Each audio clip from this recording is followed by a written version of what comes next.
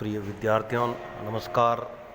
मैं डॉक्टर चंदन प्रकाश, लेक्चरर इतिहास विभाग, वीर विरमदेव राजकीय स्नातकोत्तर महाविद्यालय जालोर में अपने पर्सनल यूट्यूब चैनल पर आपका हार्दिक स्वागत करता हूं।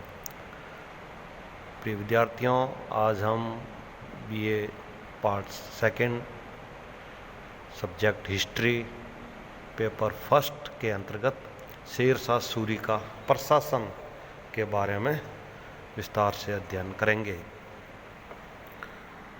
वास्तविक अर्थों में शेरशाह सूरी एक सक्षम प्रशासक, कुशल सेनानायक एवं महान विजेता था।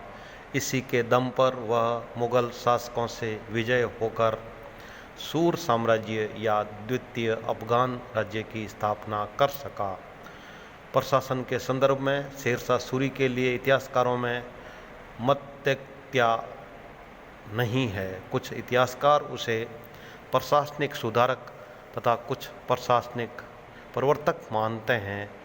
शेरशाह सूरी की प्रशासकीय नीतियां निम्नलिखित तथ्यों पर आधारित थी।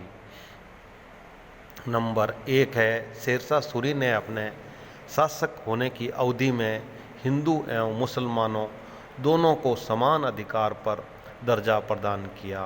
वह अपने उत्कृष्ट शासन के मूल में समन्वयवादी नीति को सर्वोपरि मानता था। नंबर 2, शेरशाह सूरी ने अपने साम्राज्य की सारी शक्ति को केंद्रित कर नियंत्रित किया, जिससे उसे शक्तिशाली होने में सहायता मिली और विघटनकारी शक्तियां नुकसान पहुंचाने में असक्षम रही। नंबर 3 है, शेरशाह सूरी के प्रशासन में जन कल्याणकारी राज्य की अवधारणा को पूरा करने वाले समस्त तत्व विद्यमान थे। शेरशाह सूरी का प्रशासन निम्नलिखित 3 भागों में वर्गीकृत था। नंबर 1, केंद्रीय संगठन, नंबर 2, प्रांतीय व्यवस्था और नंबर 3 है स्थानीय शासन।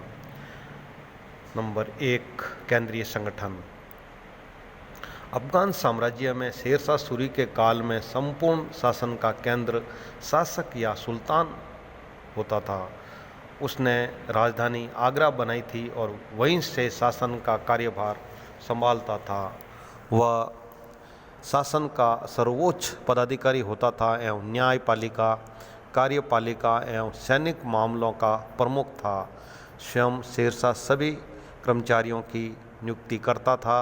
उसके ऊपर कोई नियंत्रण नहीं था। सीधे शब्दों में वह एक उदार तानाशाह था। शेरशाह के प्रमुख प्रशासकीय विभाग निम्नलिखित थे।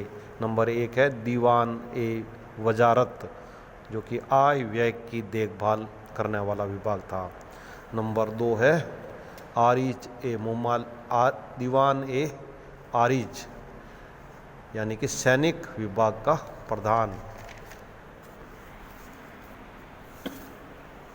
नंबर 3 है दीवान ए रसालत, दीवान ए मौसिब यानी विदेश मंत्री।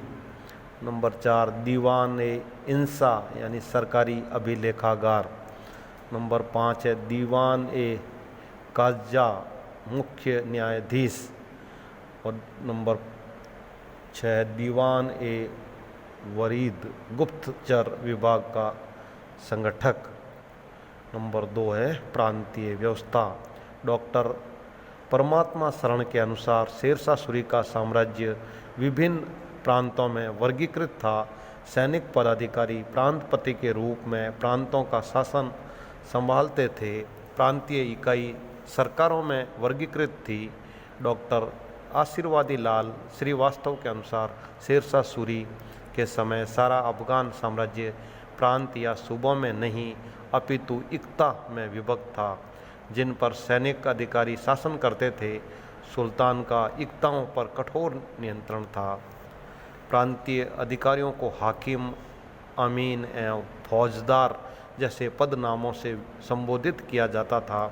शेरशाह सूरी के समय हेवात खां पंजाब का गवर्नर था, जिसे मसनद ए आली की उपाधि से विभूषित किया गया था तथा उसे 30,000 सैनिक रखने की अनुमति प्राप्त थी। स्थानीय शासन, प्रांतीय प्रशासन की अपेक्षा शेरशाह सूरी का सर्वाधिक ध्यान स्थानीय प्रशासन पर था। शेरशाह का स्थानीय शासन 3 भागों में वर्गीकृत था। सरकार, जिलों को सरकार कहा जाता था। प्रांत या सूबे सरकारों में वर्गीकृत थे।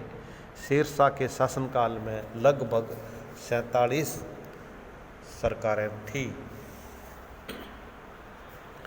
शेरशाह के काल में स्थानीय प्रशासन को मुख्यतः निम्न 2 अधिकारी संभालते थे। नंबर 1 है सिकदार ए सिकदारान और नंबर 2 है मुंसिफ ए मुंसिफान। सिकदार ए सिकदारान सर्वाधिक महत्वपूर्ण पदाधिकारी होता था। वह अपने अधीनस्थ सिकदारों के कार्यों को देखता था। सरकारी कानून के पालन से लेकर सभी कार्य उसी के द्वारा संपादित किए जाते थे। यह एक सैनिक अधिकारी का पद होता था एवं उसे 2000 से 5000 सैनिकों को रखने का अधिकार प्राप्त था। दूसरा प्रमुख स्थानीय पदाधिकारी मुंसिफ ए मुंसिफान होता था, जो सिकदार ए सिकदारान का अधीनस्थ पदाधिकारी होता था। उसे प्रमुख न्यायाधीश के कुछ सीमित अधिकार प्राप्त थे। मुंसिफ ए मुंसिफान परगने के अमीनों की देखभाल करता था एवं उनके निर्णयों के खिलाफ अपीलें सुनता था। डॉक्टर परमात्मा शरण के अनुसार सरकार में सिकदार ए सिकदारान की सहायता के लिए फौजदार या सैनिक पदाधिकारी रहता था। कुछ लिपिक एवं अन्य पदाधिकारी भी होते थे। परगना स्थानीय शासन में सरकार से छोटी प्रशासनिक इकाई होती थी। परगने में निम्नलिखित पदाधिकारी होते थे: सिकदार, फौजदार, कारकुन एवं अमीन। सिकदार परगना का सर्वोच्च पदाधिकारी होता था एवं सिकदार ए सिकदारान का अधीनस्थ कर्मचारी होता था। परगना में शांति एवं व्यवस्था रखना उसका प्रमुख कार्य होता था। अमीन या मुंसिफ परगने की सारी भूमि व्यवस्था का नियंत्रक होता था। लगान संबंधी कार्य एवं मुकदमों की देखभाल करना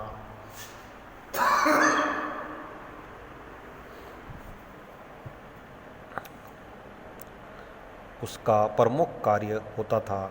सिकदार ए अमीन का अधीनस्थ कर्मचारी फौजदार होता था।